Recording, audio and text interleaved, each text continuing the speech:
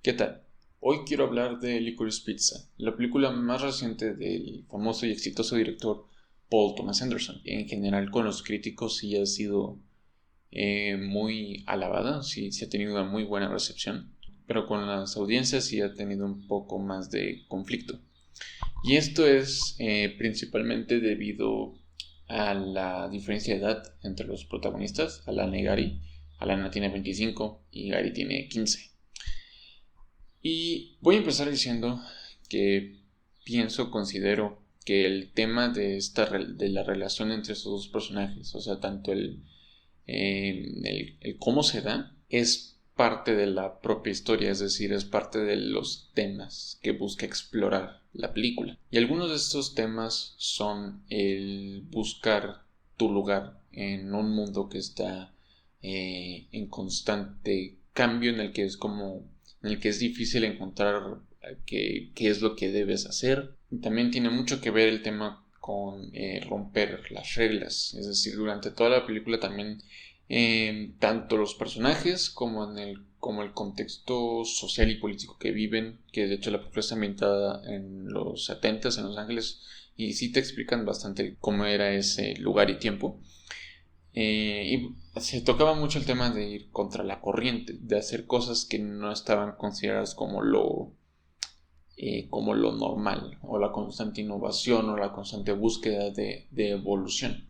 Pero también el cómo era difícil lograr cambios en un sistema en donde problemas sociales como la misoginia y el racismo de verdad hacen difíciles el que que para muchas personas puedan encontrar su lugar o que se puedan hacer cambios reales en el sistema. Y otra polémica era que vi mucho en redes sociales era que decían que era una película que se puede decir que no trataba de nada, que no tenía una trama como tal muy fija. Y en parte eso sí es cierto, eh, pero en realidad sí hay una historia con su inicio, desarrollo, final, sí hay una estructura clara, pero eso es en la relación de Alana y Gary, sí hay una evolución narrativa en la relación entre ellos dos, pero esa relación se cuenta a través de varios como historias o cosas que viven juntos. Entonces en ese sentido sí es un poco episódica, pero a través de esos varios episodios que tiene se cuenta una sola historia.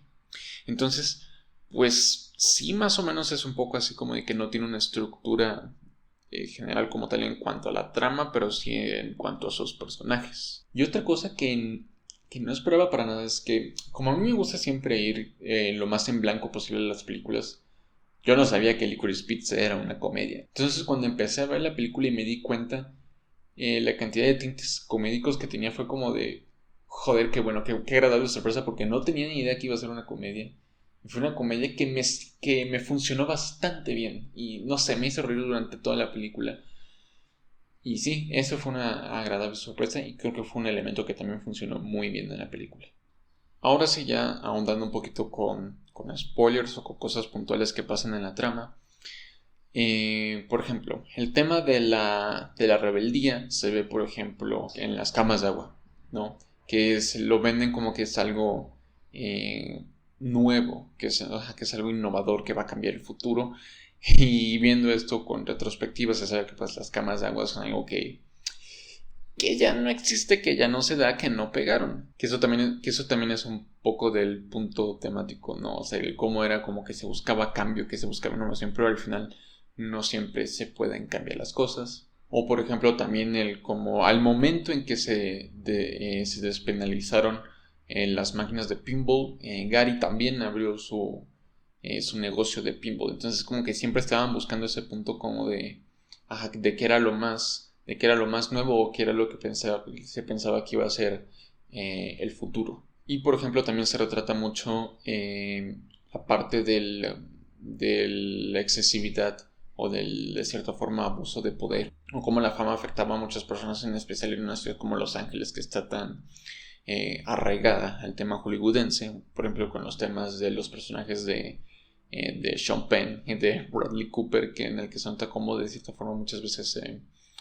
abusan del cierto poder que ya tienen o como de cierta forma pueden hacer casi que lo que les da la gana. Y en ese sentido creo que también es que meten un poco el tema de la diferencia de edad entre Alana y Gary, porque también es un poco ir contra lo que se cree correcto o establecido.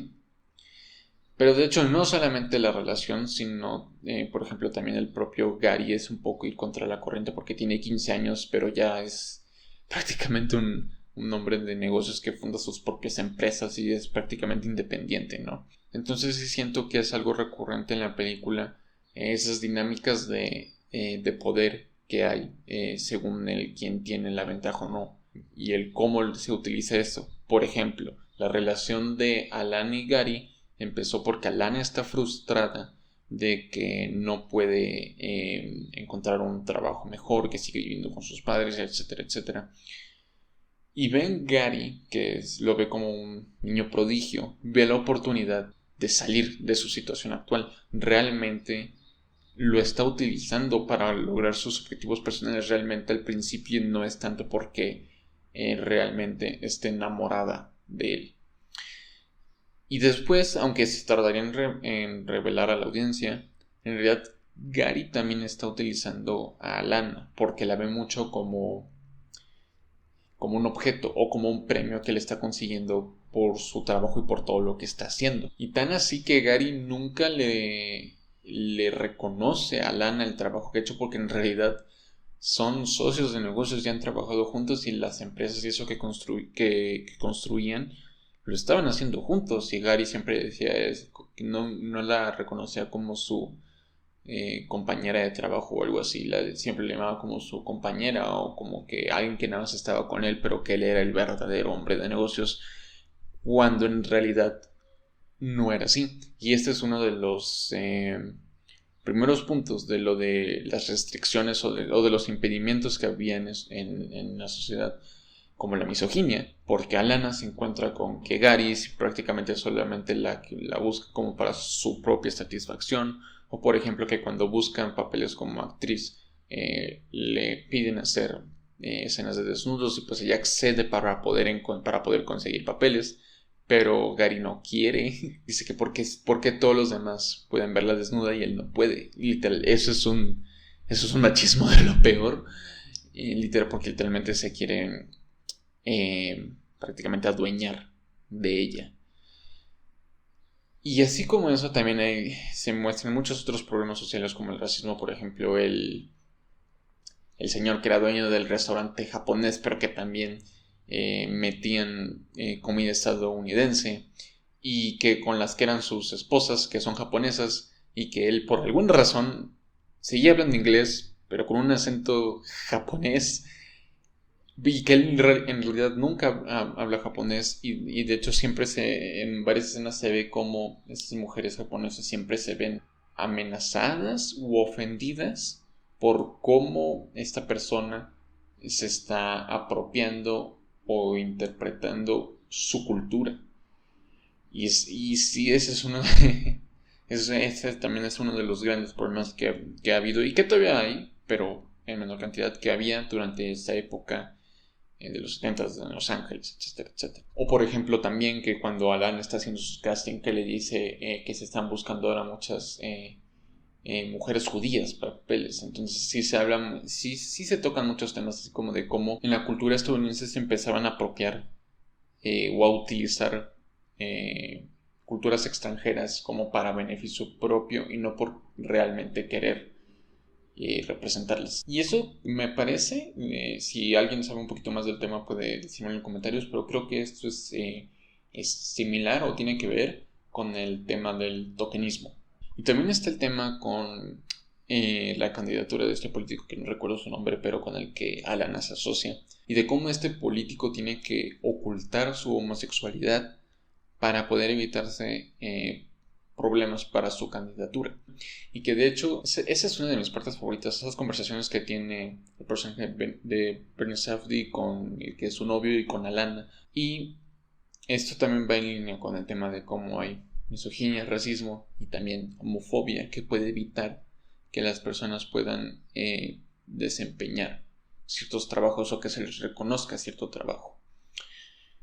Y de hecho, en la escena en la que Alana acompaña a la pareja del político a su departamento, siento que mostraron una cierta empatía en cuanto a cómo los dos han sido víctimas de esta discriminación, de estos problemas sociales que les han evitado ser felices o encontrar lo suyo.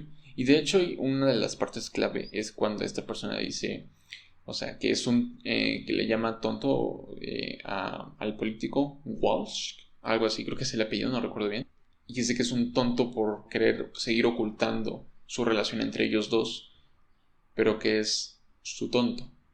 Entonces aquí se empieza a meter el tema de que las relaciones o las personas no son perfectas, pero se siguen teniendo el uno al otro. Y con esta idea es con lo que meten o justifican el final en el que Alan y Gary terminan juntos y que de hecho muestran que es casi como un ciclo porque después de que se reencuentran y son súper felices, Gary la llama Alana Valentine y ya, o sea, ya le da su apellido, ya lo hace como de ella es mía y por eso mismo es que ella le dice eres un imbécil. Pero siguen juntos. Entonces, hablan de sí, cómo es eh, círculo, se podría decir círculo vicioso o de abuso, pero también lo quieren como introducir un poco como de que a veces así es el amor. Y no sé, o sea, sí se sintió genuino en cuanto a cómo está construido y dirigido y cómo están interpretados los personajes, en que muchas veces sí se sentían muchos momentos genuinos de afecto o que sí era como de qué cute, o sea que había muchas escenas en las que sí se sentían bien el uno al otro. Por ejemplo, la escena en la que Gary le dice de yo nunca te voy a olvidar y tú nunca me vas a olvidar a mí. Momentos así son los que dices que sí hace como que te creas su relación entre ellos, pero no me gusta que la película termine con ellos juntos porque realmente Gary durante toda la película fue muy abusivo y manipulador con Alana. Y que Alana se tenga que resignar o conformar o que lo vea como de que, ok, será un imbécil, pero es mi imbécil. No sé, no siento que sea como la conclusión más satisfactoria o correcta para el personaje de Alana. Me hubiera gustado, no sé si que lo rechazara y que siguiera buscando su camino a pesar de las dificultades que representa el sistema, o que si acepta que, ok, no puedo hacer nada por cambiar estos problemas de misoginia, homofobia y racismo que he visto que me afectan a mí y a muchas otras personas, y que, ok, voy a tener que vivir en ese sistema, pero que terminara con una nota un poco más melancólica o triste, porque siento que la película termina como diciendo, sí, van a terminar juntos, pero de cierta forma eso es cute, eso es bonito, y la película termina con que ellos dos terminan juntos y lo plantean o lo presentan como algo bueno o como algo tierno, cuando en realidad no lo es, porque en realidad la película acaba con Alana viéndose forzada a tener que vivir o tener que conformarse con algo que la limita o que la limita a seguir desarrollándose como persona.